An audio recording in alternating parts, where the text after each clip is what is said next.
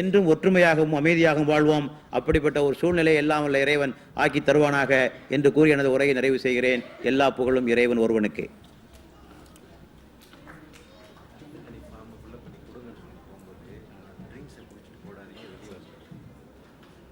சற்று முன்னர் அனைவருக்கும் இந்த கருத்து கூறக்கூடிய ஒரு ஃபார்ம் ஒன்று கொடுக்கப்பட்டுள்ளது.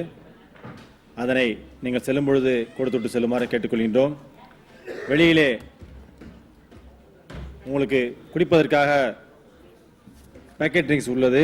அவற்றை தயவுசெய்து உள்ளே எடுத்து வர வேண்டாம் என்று அன்போடு கேட்டுக்கொள்கின்றோம். இன்றைய நிகழ்ச்சியின் அடுத்த கட்டமாக தோற்றத்தில் பெரியவரும் வார்த்தைகளில் வாலிபருமான கவிகோ அவர்களை அன்போடு பேச அழைக்கின்றேன்.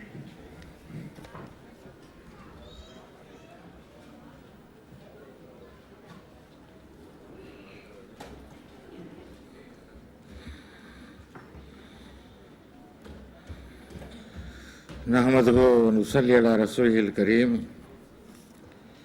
எல்லையில்லா அருளுடையோன், இணையில்லா அன்புடையோன் அல்லாஹ்வின் திருப்பெயரால் ஆரம்பம் செய்கின்றேன். இந்த நிகழ்ச்சியினுடைய தலைவர் மதிப்பிற்கும் அன்பிற்கும் உரிய ஃபெரோஸ்கான் அவர்களே, எனக்கு முன்னால் மூசாவிற்கு பிறகு 10 கட்டளைகளை கொண்டு வந்து உங்களிடத்திலே கொடுத்திருக்கிற என்னுடைய அன்பிற்குரிய சகோதரர் டாக்டர் கேவிஎஸ் ஹபீப் முகமது அவர்களே, இங்கே வருகை புரிந்திருக்கிற மதிப்பிற்கும் மரியாதைக்கும் உரிய பெரியோர்களே, தாய்மார்களே, அஸ்ஸலாமு அலைக்கும் வரஹ்மத்துல்லாஹி வபரகாத்துஹு. உங்கள் அனைவருக்கும் சாந்தியும் சமாதானமும் உண்டாக வாழ்த்துகிறேன். அறிமுகம் செய்த சகோதரர் பெரியவர் என்று சொன்னார். அதே போல வார்த்தையால் வாலிபர் என்றார். உண்மையிலேயே ஒரு 10 வயது குறைந்திருக்கிறது. எனக்கு வார்த்தைக்கு அவ்வளவு மகிமை இருக்கிறது. இன்றைய எனக்கு கொடுக்கப்பட்டிருக்கிற இன்றைய தலைப்பு பகுத்தறிவு தீர்ப்பளிக்கிறது என்பது. பொதுவாகவே மதம் என்று சொன்னால் அது மூட நம்பிக்கைகளின் மொத்த குத்தகை என்றுதான் சொல்லுவார்கள். மதவாதி என்றாலே மடையன் என்று பொருள். அறிவு சுத்தமா இருக்காது. ஓரளவுக்கு உண்மைதான். சிந்திக்க மாட்டார்கள்.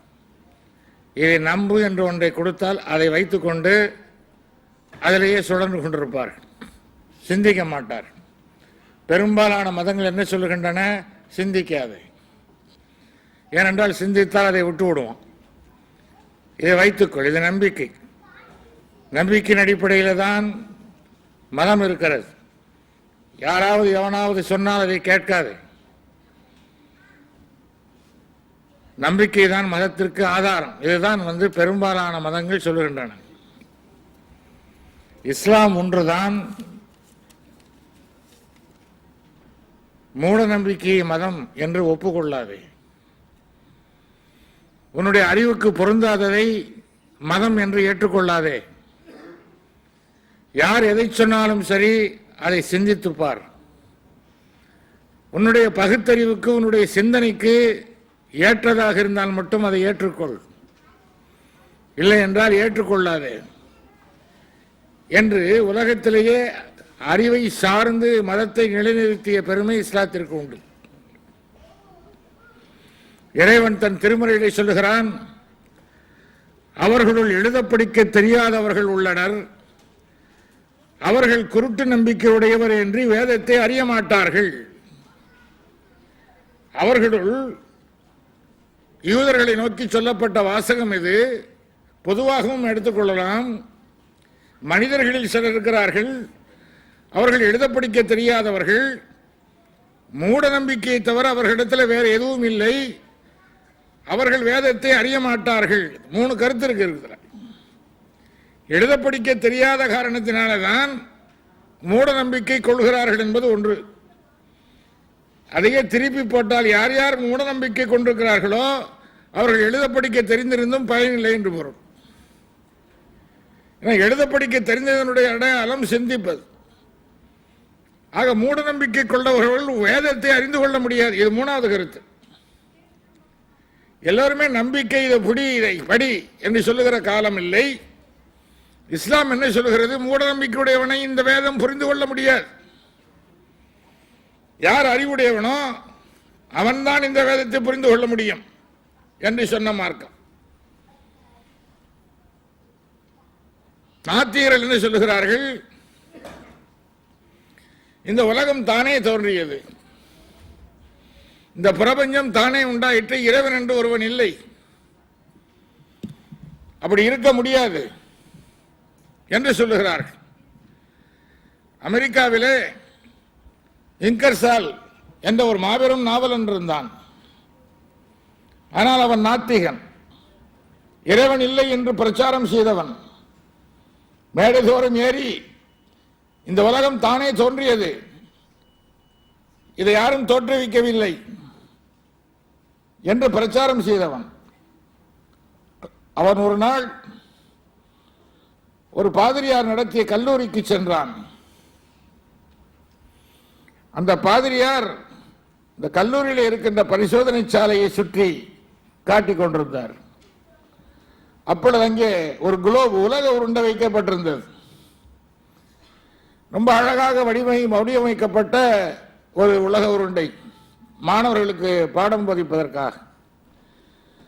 அப்ப இங்கர்சால் கேட்டான், ஃபாதர், இந்த உலக உருண்டை யார் செய்ததுன்னு கேட்டான். உடனே ஃபாதர் இதுதான் நேரம், அவன் கேட்ட கேள்வி டப்புன்னு புடிச்சிட்டு ஃபாதர் சொன்னார், இந்த குளோப் யாரும் செய்யல, அது தானே உண்டாயிடுச்சுட்டார். அப்பதான் இங்கர்சாலுக்கு ஓ இவர் நம்ம திருப்பி அடிக்கிறான். உலகம் இந்த உலக உருண்டை யார் செய்ததுங்கிறது இங்கர்சாலுடைய கேள்வி. அப்போ ஒரு நாத்திகனா இருந்தா கூட எந்த பொருளை பார்த்தாலும் அவன் யார் செய்தார்கள் என்ற கேள்வி எழும், அதற்கு ஒரு விடை வேணும். ஆனா இவன் என்ன சொல்லிக் கொண்டிருந்தான்? இந்த உலகத்தை யாரும் செய்யவில்லை, தானே தோன்றிவிட்டதுன்னு சொல்லிக் கொண்டிருந்தான். உலகம் எப்படி தானே தோன்றும்? அறிவுடையதா? அது சிந்தனை உடையதா? அறிவும் சிந்தனையும் இருந்தாலும் கூட ஒன்று தானே தோன்ற. மனிதன் அறிவும் சிந்தனையும் உடையவன் தான், தானே பிறக்க முடியுமோ? அப்படி ஒன்று இருந்திருந்தால் நாம தேர்ந்தெடுத்துல பிறந்திருப்போம், பில்கேட்ஸ் வீட்டில் அல்லது டாடா வீட்டில்.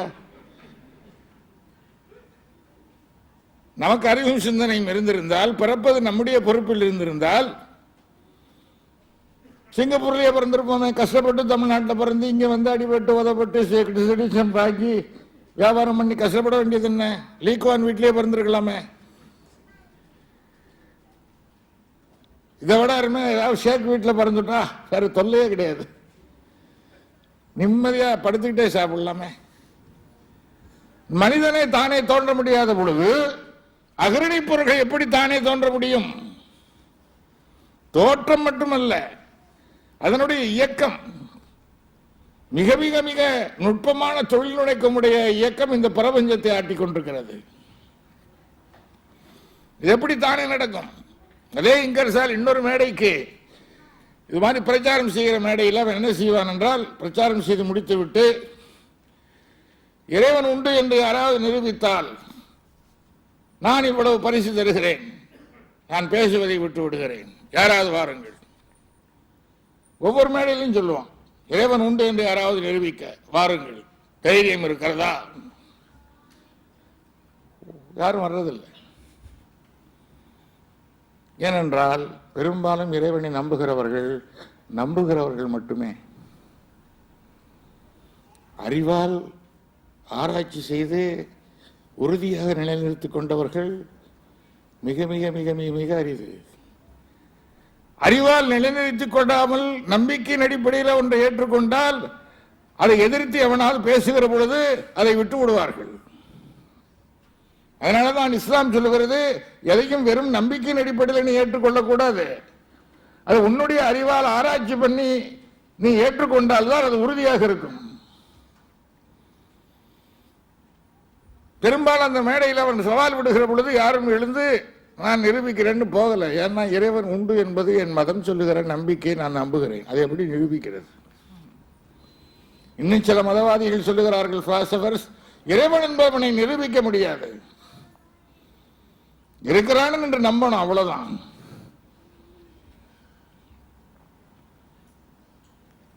ஒரு மேடையில் இக்கர்சால் அப்படி பேசி கடைசியில யாராவது இறைவன் உண்டு என்று நிரூபிக்க முடியுமா, அவன் எப்படி இருக்கிறான் என்பதை காட்ட முடியுமா என்று சவால் விட்டான். அப்பொழுது ஒரு சிறுவன் வந்தான், மேடையில் ஏறினான். இங்கர்சால், தம்பி உனக்கு என்ன வேணும்? நீ கூப்பிட்டியப்பா, இறைவன் உண்டா நிரூபிக்கிறதுக்கு, அதுக்கு தான் வந்திருக்கிறேன். கோபம் வந்துருச்சு இங்கர்சால். யாரோ இங்கே குழப்பம் விளைவிக்கிறார்கள், ஒரு சிறு பையனை அனுப்பி கூட்டத்தில் குழப்பம் விளைவிக்க. இல்லை இல்லை, நீ கேட்ட அதுக்கு பதில் சொல்ல வந்திருக்கிறேன், சொல்லு பதில். பொருள், அவசரப்படாது. ஒரு மூலையில் போய் நின்றான், மெதுவா பையில கைவிட்டான், ஒரு ஆப்பிள் எடுத்தான், அது இங்கர்சாலை பார்த்தபடி சாப்பிட ஆரம்பிச்சான். இன்னும் கோபம் அதிகமாக இருக்கு. என்ன இது? நான் வாதத்திற்கு பதில் சொல்ல அனுப்பினேன், கேட்டேன், நீ ஆப்பிள் சாப்பிட்டு கொண்டிருக்கிறாய். பொருள், சத்தம் போடாத. பொருள், பதில் சொல்லத்தான் வந்திருக்கிறேன். நீ சொல்ல போனா பதில் சொல்லிக் கொண்டிருக்கிறேன். என்ன சொல்லிக் கொண்டிருக்கிறாய்? நான் சாப்பிடுகிறேன் இந்த ஆப்பிள், அது என்ன சுவை என்று உனக்கு தெரியுமான்னு கேட்டேன். நான் சாப்பிடுகிறேன் இந்த ஆப்பிள், இதில் என்ன சுவை என்று தெரியுமா? இதென்ன மடத்தரமான கேள்வி? சாப்பிடுபவன் நீ, அதன் சுவையை நான் எப்படி சொல்ல முடியும்னா? அதுதான் விஷயம். இறைவனை யார் உணர்ந்து அனுபவிக்கிறானோ அவனுக்கு தான் இறைவன் யாருன்னு தெரியும், உனக்கு தெரியாது, போயான்னு போயிட்டோம்.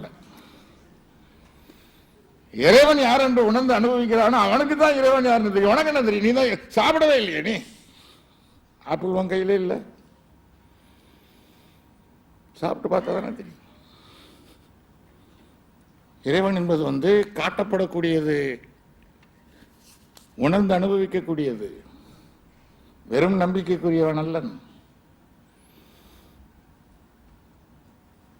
அனுபவிக்கணும். வைணவர்கள் தான் சொல்லுவார்கள் இறைவனை அனுபவித்தல் சொல்லுவார்கள். அவனுக்கு தான் இறைவன் யாருன்னு தெரியும். இப்போ பார்த்தீங்க, நீங்க மைக்கு சரியா ஒர்க் பண்ணல, அப்புறம் அதற்குரியவரை கூப்பிட்டு சரி பண்ண பிறகு அது அந்த மாதிரி போயிடுச்சோ, இது வேற மைக்கு.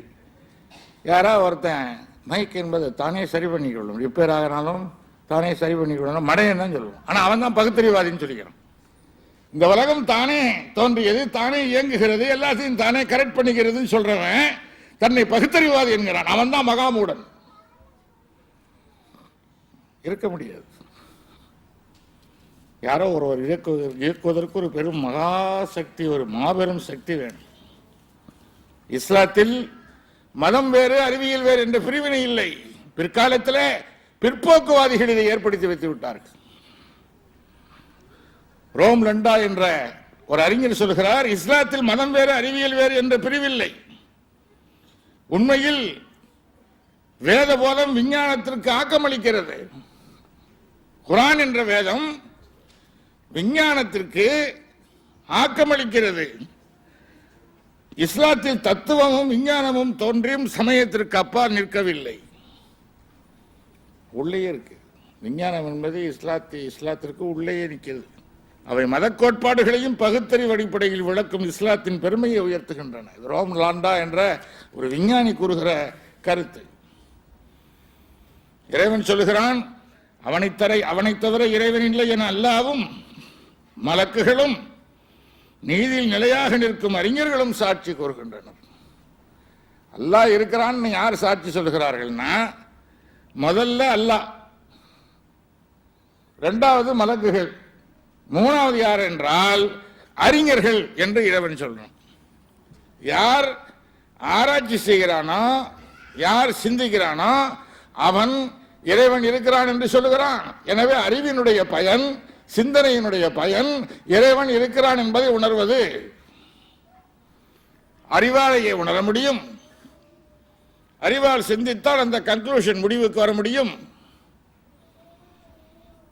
கற்றதனால் ஆய பயனென்கொள் வாலறிவன் நற்றால் தொழாரெனின் என்று வள்ளுவர் சொல்லுவான்.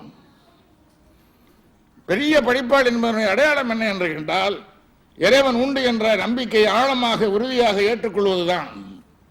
அதான் அறிவினுடைய அத்தாட்சி.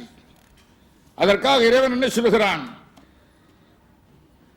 வெறுமை இதை ஏற்றுக்கொள், நான் இருக்கிறேன், நான் மகத்தானவன், வல்லமை பொருந்தியவன், நம்பு.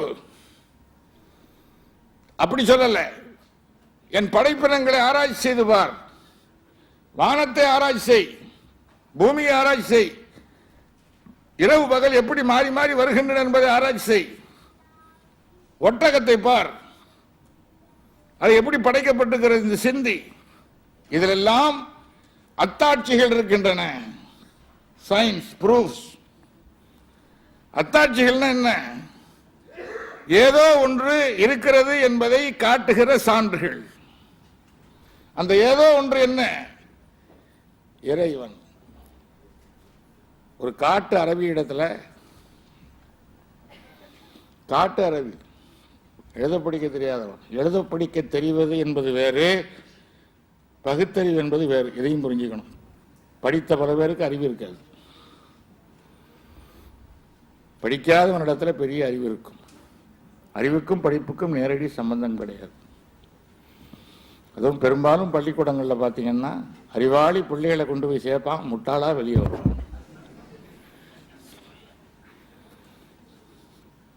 அந்த கல்வி திட்டம் ஆசிரியர்களும் அவனை ஒரு வழி பண்ணிடுவான். இதே இங்கர்சால் தான் சில நல்ல கருத்துக்களையும் சொல்லியிருக்கிறான். அதே இங்கர்சால் சொன்னா, கல்லூரிகள் வைரங்களை மங்க வைத்து விடுகின்றன, கூழாங்கற்களை பாலிஷ் போடுகின்றன சொல்லியிருக்க. அறிவு வேறு, படிப்பு வேறு. சில பேர் சொல்றாங்க அவர் லைப்ரரியில் 2000-3000 புத்தகம் இருக்கு. பிரயோஜனம் என்ன? சுய சிந்தனை இல்லை, பிற்போக்குவாதம் பேசுகிறான். எவ்வளவு புத்தகம் இருந்தாலும் என்ன? அவர்கிட்ட புத்தகமே இல்லைங்க, ஆனால் அறிவோடு பேசுகிறான், சிந்திக்கிறான். அதுதான் உயர்ந்த விஷயம். இஸ்லாம் அதைத்தான் ஆதரிக்கிறது என்பதை நாம் மறந்துவிடக்கூடாது. ஒவ்வொரு இடத்திலும் சான்றுகள் இருக்கிற, சிந்திக்கணும். போய் நம்ம ஒவ்வொரு எந்த பொருளாக இருந்தாலும் சரி. ஐன்ஸ்டீன் நாத்திகர், இறைவன் இல்லை என்று சொன்னவர். ஆனால் ஒரு மகா சக்தி இருக்கிறது என்பதை அவருடைய அனுபவபூர்வத்தில் உணர்கிறார். அவர் இறைவன் கடவுளுங்கிற பெயரை ஒப்புக்கொள்ளவில்லை, வேண்டியதில்லை. ஆளாளுக்கு ஒரு பெயர் வச்சிருக்கிறான். நாம் அல்லாஹ் என்று கூறுகின்ற அதையே சைவர்கள் சிவபெருமான் சொல்லுகிறார், வைஷ்ணவர்கள் விஷ்ணு திருமால் சொல்லுகிறார், கிறிஸ்தவர்களை கேட்டால் கர்த்தன் என்று சொல்லுகிறார், யூதர்களை கேட்டால் யெகோவா என்று சொல்லுகிறார். ஒவ்வொருவரும் ஒரு பெயரை சொல்லுகிறார்கள், ஆனால் பொருள் ஒன்றுதான். இது பல பேருக்கு தெரியறதில்லை. பாலைவனத்தில் 3 பயணிகள் சென்று கொண்டிருந்தார்கள். கடுமையான தாகம். ஒருத்த இங்கிலீஷ்காரன், அவன் சொன்னா வாட்டர் இருந்தா தாகம் போயிடும்னா. இன்னொருத்தன் தமிழ், அவன் சொன்னா அறிவு இருக்குதாடா அவனுக்கு, தண்ணி இருந்தாதான் தாகம் போகும்னா. 3வது ஹிந்திக்காரன், அவன் சொன்னான் 2 பேருமே சரியான மடையர்கள், பானி தான் தாகத்தை தீர்க்கும்னா. 3 பேருக்கு ஒரே சண்டை. இவன் வாட்டர் தான் தாகம் தீர்க்குங்கிறான், அவன் தண்ணீர் தானுங்கிறான். இல்லை இல்லை பாடிங்கிறான். 3 பேரும் அடி சண்டை. செத்துட்டானுங்க. முடிவு அடிச்சே செத்துட்டானு. கொஞ்சம் தூரத்தில் நீர்ச்சுனை இருந்தது. அங்கே போயிருந்தால் உண்மை தெரிஞ்சிருக்கும். இங்கிலீஷ்காரன் அதை பார்த்து ஓ வாட்டர்னு கத்திருப்பான்.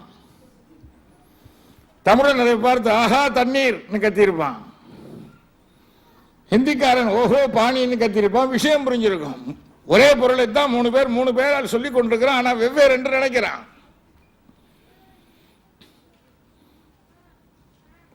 தெரியாது, பேர் வைத்திருக்கிறான், அவ்வளவுதான். பேரில பிரச்சனை இல்லை, எக்ஸ்னு கூட வச்சுக்கலாம். எனக்கு பிடிக்கல அல்லான்னு சொன்னா துலுக்கனுடைய சாமிங்கிற மத்தம். அல்லாவா துலுக்கன் சாமியா? நம்ம துலுக்க ரேஷன் கார்டு மாதிரி ஒவ்வொருத்தனுக்கும் ஒரு கடவுள் இருக்கிற மாதிரி. ஹிந்துவுக்கு ஒரு கடவுள், கிறிஸ்தவர்களுக்கு ஒரு கடவுள், முஸ்லீம்களுக்கு ஒரு கடவுள், புத்தர்கள், ஜெயினர்கள் அப்படி நினைக்கிறான். மகாமூடர்கள், மதவாதிகள். அதனால தான் மகாமூடர்கள்னு சொல்றது. அவன் நாத்திகன் உத்தமன் இல்லைன்னா அவன் வேலையை பார்த்துட்டு போயிடுறான். அறிவுள்ள நான் அதான் சொன்னேன், இறைவனுக்கு எத்தனையோ பெயர்கள் உண்டு, அதுல நாத்திகன் வைத்த பெயர் இல்லை என்பது. இறைவனுக்கு அதுவும் பொருந்தும். ஏனென்றால் நாம் நினைக்கிற எது மாதிரியும் அவன் இல்லை. நம்ம மாதிரி இருப்பானா? இல்லை. இந்த கடல் மாதிரி இருப்பானா? இல்லை. மலை மாதிரி இருப்பானா? இல்லை. மரம் மாதிரி இருப்பானா? இல்லை. இந்த விலங்குகள், பறவைகள் இல்லை. இல்லை இல்லைன்னு தான் பதில் சொல்லணும். அப்ப அவனுக்கு இறைவனுக்கு இல்லைன்னு பேர் வைக்கிறதுல என்ன தப்பு? நாத்திகர்கள் அறியாமலேயே அவனுக்கு ஒரு பெயர் சூட்டி இருக்கிறார்கள், அதுதான் இல்லை. அதுவும் சரிதான். இல்லை எதுவும் சரியில்லை சார், நான் எக்ஸ்ன்னு வச்சுக்கோ, அதுவும் சரிதான். ஏனென்றால் அறியாத ஒன்றை எக்ஸ் என்கிறார்கள். இறைவனையும் நாம் அறியவில்லை, ஓரளவுக்கு தெரிஞ்சுக்கலாமே தவிர முற்றிலும் அறிய முடியுமா என்றால் அறிய முடியாது. ஏனென்றால் நம்முடைய அறிவு சிற்றறிவு. அதை படைத்த இறைவன் மகாவல்லவன், மிகப்பெரியவன். அவனை இந்த அறிவுக்குள்ளே அடக்கவே முடியாது. அரிஸ்டாட்டில் ஒரு நாள் கடற்கரையை உலாவிக் கொண்டிருந்தான்.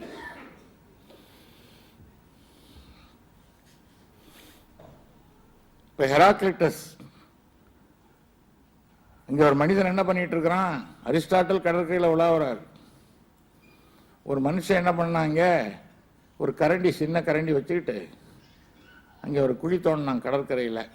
கடலுக்கு போகிறது, இந்த கரண்டியில் கொஞ்சம் தண்ணீர் எடுத்துகிட்டு வர்றது, அந்த குழியில் போடுறது, திரும்ப கடலுக்கு போகிறது, தண்ணி எடுக்கிறது, கடலுக்கு அந்த குழியில் போடுறது. இவன் அரிஸ்டாட்டில் ஏதோ பெரிய சிந்தனையோட உலாவி கொண்டு வந்தவன் பார்த்தான், என்னடா பைத்தியக்கார பயலாக இருக்கிறான், யார் இவன்? நீ கிட்ட போய் ஏன்பா என்ன பண்ணிட்டு இருக்கிறேன்னு கேட்டான். நீ பார்க்கல, கடல் தண்ணி இந்த கரண்டியால் எடுத்துட்டு போய் இந்த குழியை நிரப்புறேன். அரிஸ்டாட்டில் கோபம் வந்துருச்சு, என்னடா பைத்தியக்கார பயலா நீ, பைத்தியக்கார பயலா, எவ்வளவு பெரிய சமுத்திரம், அது இந்த குழிக்குள்ள அடங்குமாடா?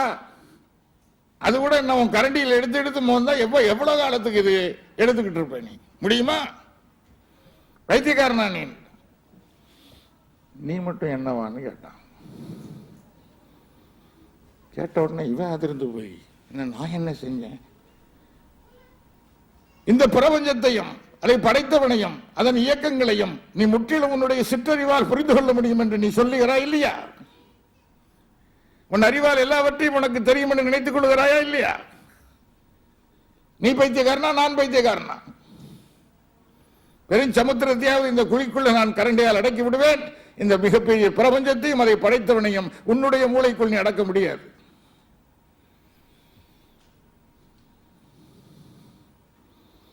இந்த சிற்றறி இறைவனை முழுமையாக நாம் தெரிந்து கொள்ள முடியாது. அதுவே அவனுடைய வல்லமைக்கு சாட்சி, அவனுடைய பெருமைக்கு சாட்சி. பிறகு எப்படி தெரிஞ்சுக்கிறோம்? ஒரு இடத்துல புகை தோன்றுகிறது, உடனே ஒரு பொது அறிவு நமக்கு சொல்லுகிறது அங்கே நெருப்பு இருக்கிறது. அனுமான பிரமாணம்னு சொல்லுவார்கள். நெருப்பில்லாமல் புகையாது. சில பேர் புகையும், அது வேற, மற்றவனை பார்த்து புகையும். அப்பவும் அதுக்கு அவனுக்குள்ள பொறாமை என்ற நெருப்பு எரிகிறது என்றுதான் பொருள். நெருப்பின்றி புகையில்லை. அனுமான பிரமாணம், இந்த பிரபஞ்சத்தை பார்க்கிறோம், அதனுடைய இயக்கங்களை பார்க்கிறோம். அதை பார்த்த பிறகு ஓ, ஏதோ ஒரு மிகப்பெரிய சக்தி இருக்கிறது. இது அனுமான பிரமாணம். பெருமானார் சொல்லுகிறார், இறைவன் சொல்லுகிறான், வானங்கள் பூமி இவ்விரண்டிற்கிடையே உள்ள எண்ணிறந்த பொருட்கள் யாவற்றையும் ஒரு பெரிய உண்மையை புலப்படுத்தவே படைத்திருக்கிறோம். சும்மா படைக்கலப்பா இந்த பிரபஞ்சத்தை, வானத்தையும் பூமியும் அதற்கு இடையில் இருக்கிற எல்லாவற்றையுமே ஒரு பெரிய உண்மையை சொல்வதற்காக, புலப்படுத்துவதற்காக படைத்திருக்கிறேன். என்ன உண்மை? இறைவன் என்ற ஒரு மிகப்பெரிய சக்தி இருக்கிறது. அவன்தான் இதை உண்டாக்கி இயக்கி கொண்டிருக்கிறான். இந்த பிரபஞ்சம் எப்படி தோன்றியது என்பதை பற்றி இன்றைக்கு வரைக்கும் தலையை சொரிந்து சொரிந்து விஞ்ஞானிகள் ஆராய்ச்சி செய்து கொண்டிருக்கிறார்கள். தலையில புண்ணு ஏற்பட்டதே தவிர அதை கண்டுபிடிக்க முடியல. பிக் பேங் தியரி, பெருவெடிப்பு கொள்கை என்று ஒன்றை சொன்னார்கள். அதான் அண்மையில கண்டுபிடிக்கப்பட்ட கொள்கை. திடீரென்று ஒரு நாள் ஒரு புள்ளி வெடித்தது என்றான். அந்த வெடிப்பின் காரணமாக சிதறிய பொருள்களே இப்பொழுது நட்சத்திரங்களாகவும் கோளங்களாகவும் சுழன்று கொண்டிருக்கின்றன சொல்றோம். அந்த புள்ளி எது, அது எப்படி வந்தது, ஏன் வெடித்தது என்ற கேள்விக்கு எந்த விஞ்ஞானியாலும் பதில் சொல்ல முடியவில்லை. அது மர்மமாக இருக்கிறது சொல்றோம். பாரசீக கவிஞர்கள், விஞ்ஞானிகள் 20ஆம் நூற்றாண்டில் கண்டுபிடித்து புள்ளி என்று சொன்னதை பாரசீக சூஃபி ஞானிகள் நுக்தா என்று எப்பொழுதோ சொல்லிவிட்டு போய்விட்டார்கள். நுக்தானா புள்ளின்னு அர்த்தம். ஒரு எழுத்து எழுதுறோம், முதல்ல பேனா தொடர போது என்ன ஆகுது, ஒரு புள்ளி தான் முதல்ல உருவாகுது. அப்புறம் தான் நம்ம ஆனா அலீஃப்னு அப்புறம் நீட்டுறோம். அந்த புள்ளியிலிருந்தே எழுத்துக்கள் உருவாகின்றன. அது மாதிரி அந்த புள்ளியிலிருந்து அந்த பிரபஞ்சம் உருவாயிற்று. அந்த புள்ளி எப்படி உண்டாயிற்று, அது ஏன் வெடித்தது தெரியாது. பெருவெடிப்பு கொள்கையே இப்ப பெரிய வெடிப்பு வெடிச்சு அதுவே காணாம போயிடுச்சு. ஏன்னு சொன்னால் பெருசா வெடித்தது சிதறியதுன்னு சொன்னான். அப்ப விஞ்ஞானிகள் சில பேர் சரியா வரலையே என்னன்னு கேட்டான். ஒரு பெரிய கோலத்தில் இருந்து வெடித்திருந்தால் சின்ன சின்ன பொருள்களாகத்தான் வெடித்திருக்கும். அப்படி வெடித்தால் இந்த பெரிய கோலம் அதை பழையபடி இழுத்து விடும், நிக்க முடியாது அங்க. ஆனா வெவ்வேறு இடங்கள்ல நிக்க, வெவ்வேறு வகையான வருமானங்களுடைய கரகங்கள் நிக்கின்றன. அதுவும் நம்முடைய பூமி சிந்தித்து பார்த்தால் நம்ம உட்கார்ந்து இருக்கிறோம். நான் பேசிட்டு இருக்கேங்கிறத விட ஏதோ உளறிட்டு இருக்கேன். நீங்க ஒரு சேர்ல உட்காந்துருவீங்க, முடிஞ்ச உடனே பேசாம வீட்டுக்குள்ள போய் சாப்பிட்டுட்டு படுத்துருவீங்க. யோசிச்சு பார்த்தா பயங்கரமா இருக்குது. எப்படி உட்காந்துருக்கணும், இது எப்படி உருவாச்சு, எப்படி நம்ம உடல் வேலை செய்யுது, என்னென்ன அங்கங்கள் இயங்குகின்றன, அதற்கு எவ்வளவு பெரிய நுட்பம் தேவைப்படுகிறது. இந்த மூளையில எவ்வளவு காலத்து அறிவு சேகரிக்கப்பட்டிருக்கிறது. 67 வருஷம், எனக்கு 67 வயசு. பெரியவர்னு சொன்னதுனால வயசை சொல்லிட்டேன். 67 வருஷமா என்னுடைய அனுபவம், படிப்பு எல்லாமே இத்தனோண்டு இந்த இடத்துல இருக்க. 67 வருஷத்து அனுபவத்தை ஒரு வீடியோ டேப்ல பதிவு பண்றதா இருந்தா இந்த பில்டிங் பத்துமா? இந்த பில்டிங் கூட போதாதே. ஆனா இந்த சின்ன மூளைக்குள்ள இவ்வளவும் பதிவாயிருக்க. நான் 4 வயசுல சார்னு சொல்றான். 4 வயசுல எங்க அப்பா பரிசை திருடி இருக்கேன்னு சொல்றான். ஞாபகம் இருக்கு. இது எப்படி படைக்கப்பட்டிருக்க வேணும்? ஞாபகம் 67 வருஷத்து ஞாபகமும் வருதே, ஞாபகம் வருதுங்கிற மாதிரி.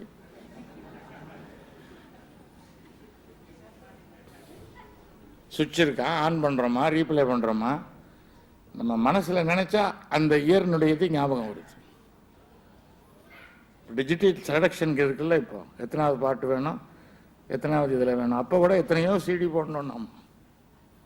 அவ்வளவு வச்சிருக்கிறான் இங்க. இந்த பூமியினுடைய இயக்கத்தை நினைச்சாலே அதிசயமா இருக்குது. அதனாலதான் நினைச்சு பாருங்கிறான்.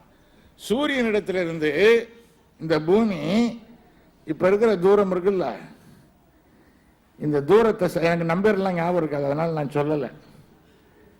ஒரு குறிப்பிட்ட தூரத்துல சுத்துது இல்ல பூமி இருக்குல்ல, இந்த பூமி இந்த நிக்கிற இந்த தூரத்திலிருந்து கொஞ்சம் சூரியனை நெருங்கினாலும் பூமி க்ளோஸ், எரிஞ்ச அழிஞ்சிடும். அல்லது இந்த பூமி சூரியனிடத்திலிருந்து இப்ப இருக்கிற பொசிஷன்ல இருந்து கொஞ்சம் அந்த பக்கம் நகர்ந்தாலும் குளிர்ந்தே அழிஞ்சு போயிடும். கரெக்டா நிக்குது அந்த தூரம். அப்ப நான் பூமி தெரிஞ்சுக்கிட்டு சூரியனிடத்திலிருந்து ரைட் லெஃப்ட் போய் கரெக்ட் பொசிஷன் ஸ்டாப் அப்படின்னு நின்றுடுச்சா? யார் இருக்கா பூமிக்கு? இந்த பூமிக்கு அறிவா இருக்கு? அதுக்கு எப்படி தெரியும்? அந்த இடத்துல நின்னதுனால தான் நாமெல்லாம் இன்னைக்கு பிறந்திருக்கோம். அது கொஞ்சமாவது ஒரு நன்றி சொல்கிறோமா? இந்த இடத்துல நிறுத்தி எங்களை எல்லாம் படைச்சி இப்படி சிங்கப்பூரில் உட்கார வச்சு சோறெல்லாம் போடுறியாப்பா உனக்கு நன்றின்னு சொல்கிறோமா? ஏதோ 5 வக்து தொழுதுட்டா போதும்னு நினைக்கிறோம். அது கூட கடையிலேயே ஞாபகம் இருக்கு. தொழுகிற நேரமும் கடையை பற்றி நினைச்சிட்டு இருக்கு. இமாம் வந்து தொழுகையில் 4 ரக்காத்தா 3 ரக்காத்தான்னு சர்ச்சை வந்துருச்சு, மறந்துட்டார். இமாம் சொல்றார் நான் 4 ரக்காத் தான் தொழுதேன். ஒருத்தன் உறுதியா சொன்னா நீங்க 3 ரக்காத் தான் தொழுதீங்க. எப்படி உறுதியா சொல்றேன்? 4 ரக்காத்துல எனக்கு 4 கடை உண்டு, 4 கடையினுடைய அக்கௌண்ட்டையும் நான் முடிச்சிருவேன். இன்னைக்கு 3 கடை அக்கௌண்ட் தான் முடிச்சிருக்கிறேன். எனவே உறுதியா சொல்றேன் இன்னைக்கு 4 ரக்காத் தொழல.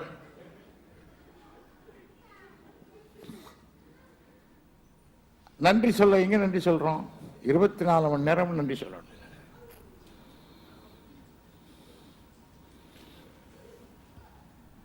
இன்னும் 5 நிமிடம் தான் கேள்வி வேணுங்கிறார். இந்த பூமி சரியா வந்து 23.5 டிகிரி சாஞ்சிருக்கு. அது 23 இருந்தாலும் 24 இருந்தாலும் அவுட். எப்படி கரெக்டாக சாஞ்சு சுற்றுது, குறிப்பிட்ட வேகத்தில் சுற்றுது. இந்த ஸ்பீடில் கொஞ்சம் குறைஞ்சாலும் நாம் அவுட், கொஞ்சம் கூடினாலும் நாம் அவுட். எப்படி அமைஞ்சிருக்குது? யார் இதை கவனிக்க பார்த்துட்டு இருக்கிறா? வானத்து பூமியை சுற்றி 7 லேயர்ஸ். வானங்கள்ல சண்டைக்கு வராங்க. அரபியில மேல இருக்கிறதுக்கெல்லாம் வானம்னு பேரு. சமானா மேல இருக்கிறதுன்னு அர்த்தம். அதை எழுதுனா எனக்கு அரபி தெரியலைங்கிறான். 7 லேயர்ஸ் இருக்கு. இந்த 7 லேயர் இல்லைன்னு சொன்னால் இந்த பூமி இருக்காது, அழிஞ்சு போயிடும். அவ்வளவு திட்டமிட்டு படைக்கப்பட்டிருக்கிறது. அதனால் வானவெளியில் இருக்கின்ற அல்ட்ரா வயலட் ரேஸ், இன்ஃப்ராரெட், சூரியனிடத்திலிருந்து வர இந்த கதிர்கள் நேரடியாக நம் மீது பாய்ந்தால் நாம் கருகி பஸ்பமாயிடுவோம். இந்த 7 லேயரும் படிப்படியா தடுத்து நிறுத்தி பூராவையும் நிறுத்தி விட்டாலும் நாம் அவுட். கரெக்டா நமக்கு எவ்வளவு வேணுமோ அது சல்லடை போட்டு சலிச்சு அனுப்புது. எப்படி? ஹவ்? வானமண்டலத்துக்கு வளிமண்டலத்துக்கு தெரியுமா எவ்வளவு வேணும்னு?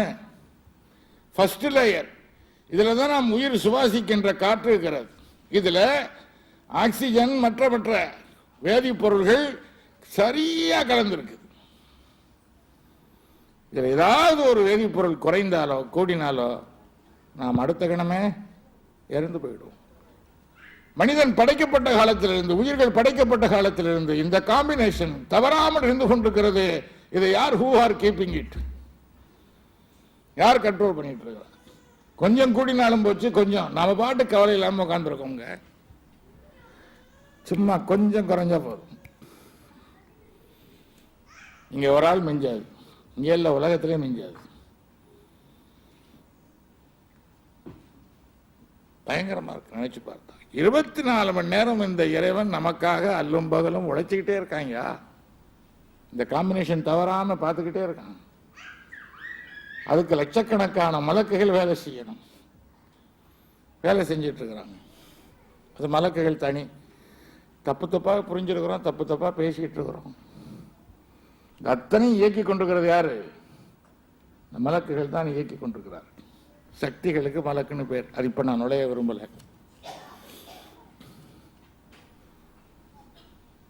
லட்சக்கணக்கான மலக்குகள் இயங்கி கொண்டிருக்கின்றன. இல்லைன்னா இதை இந்த ஃபார்மேஷன்ல வைக்கவே முடியாது. ஹைட்ரஜனும் 2 பங்கு ஹைட்ரஜன், ஆக்சிஜன் 1 பங்கு கலந்தா தண்ணி உண்டாகுது. உண்டாயிருக்கு பூமியில. இப்ப ஹைட்ரஜன் ஆக்சிஜன் இல்லையா? இருக்கு, ஆனா சேர மாட்டேங்குது. அப்ப முதல்ல எவன் சேர்த்தது? இப்ப ஏன் சேரல? இப்ப சேர்ந்ததுன்னா உலகம் தண்ணியில் அழிஞ்சு போயிடும். அவ்வளவு ஹைட்ரஜன் ஆக்சிஜன் இருக்கு. கரெக்டா வேணுங்கிற அளவுக்கு மட்டும் சேர்ந்து நின்றுச்சு.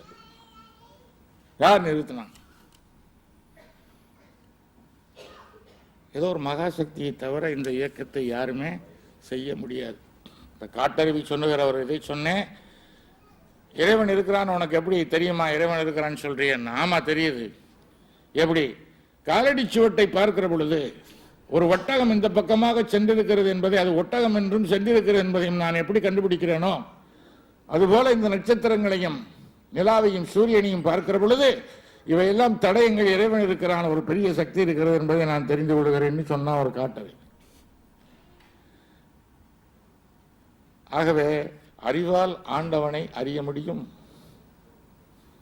பகுத்தறிவே சிந்திக்கணும். நமக்கு என்ன சிந்தி? எங்கே சிந்துறோம்? நூக்கு தான் சிந்திக்கிறோம். 1 மணி நேரம் சிந்தனை செய்தால் 1000 ஒரு வருடத்தினுடைய தொழுகைக்கு சமம்னு சொல்றான். எவ்வளவு பெரிய விஷயம் பெருமானார் சொல்றது. 1 மணி நேரம் சிந்திக்கிறது. அப்பனா கதா எல்லாம் முடிச்சிடலாமா சார்னு கேட்காதீங்க. இப்போ 5-10 வருஷமா நான் தொழலை, ஒரு 10 மணி நேரம் சிந்திச்சு அதனுடைய பெருமையை சொல்றார் பெருமானார். அந்த தொழுகையினால ஏற்படக்கூடிய பயன் எவ்வளவோ அதை விட சிறந்த பயனை நீ 1 மணி நேர சிந்தனையிலே அடைந்து விடலாம் என்று பெருமானார் சொல்கிறார். எல்லாமே என்ன ஒன்றை காட்டுது? குறைஞ்சது ஒரு நாளைக்கு ஒரு 5 நிமிடமாவது ஏதாவது ஒன்றை பற்றி சிந்திங்க. ஏதாவது ஒன்றை பற்றினா அதுவும் சொல்ல வேண்டியிருக்கு. எய்த்த வீட்டுக்காரனை பற்றி, பக்கத்து கடைக்காரனை பற்றி, அதெல்லாம் என்ன சொல்றது? இயற்கை படைப்புகளை சிந்தித்து பாருங்கள். அது எப்படி இயங்குதுன்னு யோசிச்சு பாருங்க. நம்முடைய இதயம் பிறந்ததிலிருந்து இப்ப வரைக்கும் பம்ப் பண்ணிக்கிட்டே இருக்குங்க. ஒரு கரெக்டான ஸ்பீடில் பம்ப் பண்ணுது. யார் அதை கண்ட்ரோல் பண்றா? கொஞ்சம் கூடினாலும் ஆல் அவுட், கொஞ்சம் குறைஞ்சாலும் ஆல் அவுட். வெறும் சதை. கொஞ்சமா யோசிச்சு பாருங்க, அது முடியுமா? கார் வாங்குறான், புது கார், 1 வருஷம் கூட சரியா வரல, கொண்டு போய் சர்வீஸ் பண்ண வேண்டியிருக்கு. இன்ஜின் நின்று போச்சு சாருங்கிறான். எனக்கு 67 வருஷமா ஓடுதுன்னா சாதாரணமான விஷயமாங்க அது. நான் எந்த ஒர்க் ஷாப்புக்கு போய் சர்வீஸ் பண்ணல, பெட்ரோல் போடலை. யோசிச்சு பார்த்தா நம்ம சும்மா உட்கார முடியுமா? எவ்வளவு பெரிய கொடைகளை இறைவன் கொடுத்திருக்கிறான். கண் பார்க்குதே, யோசிச்சு பார்த்தீங்களா? பார்க்கறான், சும்மா யோசிச்சு எங்க பார்க்கறான்? எவ்வளவு பெரிய ஆற்றல். காது கேட்குதே, வாய் பேசுதே, மூக்கு சுவாசிக்குதே, ஆட்டோமேட்டிக்காக சுவாசிக்குது. இழுக்கணும்னு தெரியுமா? அதுக்கு விடணும்னு தெரியுமா? ஆட்டோமேட்டிக்காக நடக்குது. யோசிச்சு தான் நம்ம சுவாசிக்கிறதா இருந்தால் நான் பல நேரத்தில் மறந்துடுவோம், செத்து போயிடுவோம். இறைவன் அதனால் அதை அவன் கையில் வச்சுக்கிட்டான். சொல்லிட்டான், என்னடா மறந்துட்டேன் சார். அது நம்ம கையில் கொடுத்தான்னு வைங்க, மறந்துடுவோம். உள்ள இழுக்க மறந்து செத்து போயிடுவோம். அது ஆட்டோமேட்டிக்காக வச்சிருக்கான், நம்ம கையில் இருக்கட்டும். இந்த பையன் மறந்துடுவான். யோசிச்சு பாருங்க. அதனால சிந்தித்தால் ஒரே விடை தான் கிடைக்கிறது. நீங்க எதை சிந்தித்தாலும் ஒரே விடை தான் கிடைக்கிறது. நாம எங்கே போறோம்? காட்டுக்கு போறோம், மேட்டுக்கு போறோம், சிங்கப்பூருக்கு வர்றோம், அரபு கண்ட்ரி நாட்டுக்கு, எங்கே போறோம், அத்தனை இடத்துலையும் அதே காம்பினேஷன்ல காத்த வச்சிருக்கிறான் நாம் சுவாசிக்கிறதுக்கு. தப்ப எங்கெங்கே போவான். அந்த காலத்துல வெறும் பூமி தானே ஏற்பட்ட காலத்துல. கல்ஃப் கண்ட்ரீஸ்ல உண்டா, சிங்கப்பூர்னு உண்டா? சதுப்பு நிலம், மனுஷனே வாழ முடியாத இடம். இங்க இதை தேடி எல்லாரும் வர்றாங்க. இங்க போவான்னு தெரியும் இறைவனுக்கு. எல்லா இடத்துலையும் வச்சிருப்பா காம்பினேஷன். இந்த பையன் எங்கே போவான்னே சொல்ல முடியாதுன்னு வச்சிருக்கிறானே. எவ்வளவு பெரிய ரஹமானா இருந்தா வச்சிருப்பான். இல்லைன்னா போற ஊருக்கு போல நம்ம ஆக்சிஜன் சிலிண்டர்ல தூக்கிட்டு போகணும். யோசிச்சு பாருங்க, எவ்வளவு பெரிய சிலிண்டர் தேவைப்படும். வயசு பூரா சிலிண்டர் காலி ஆகுனா செத்து போயிடும். சிலிண்டர்னா அப்புறம் அதுக்கு ஒரு வியாபாரி ஆரம்பிச்சிருவான். 10,000 ரூபா, ஏழை பூரா செத்துருவோம். ஃப்ரீயா கொடுக்குறான் ஆக்சிஜனை, சூரிய வெளிச்சம், டே பூரா நம்ம விளக்கரிக்கிறதா இருந்தால் எவ்வளோ செலவாகும்? கொஞ்சமாக நினச்சி பார்க்குறோமா? ஆக சிந்திக்க வேண்டும். ஒரு மூமின் என்றால் ரொம்ப குறுகிய அளவில் நாம் பொருள் பண்ணி கொடுக்குறோம். தொழுவது, நோன்பு காலம் வருஷத்துக்கு அதோட நோன்பு இருக்கிறது, முடிஞ்சால் ஜகாத் கொடுக்கறது, முடிஞ்சால் ஹஜ்ஜுக்கு போகிறது, முடிஞ்சு போச்சு. கொஞ்சம் தாடியை வச்சுக்கிறது, கொஞ்சம் தொப்பியை போட்டுக்கிறது, லுங்கியை கட்டிக்கிறது. ரொம்ப ஈஸியாக அதோட முஸ்லீம் ஆகிறது நாம் நினைக்கிறேன். இல்லை, சிந்திக்கவும் வேணும். அதுவும் சேர்ந்து தான் மூமியினுடைய அடையாளம். ஆகவே பகுத்தறிவு நமக்கு ஒரு தீர்ப்பளிக்கிறது. இறைவன் என்ற ஒரு மிகப்பெரிய வல்லமை, சக்தி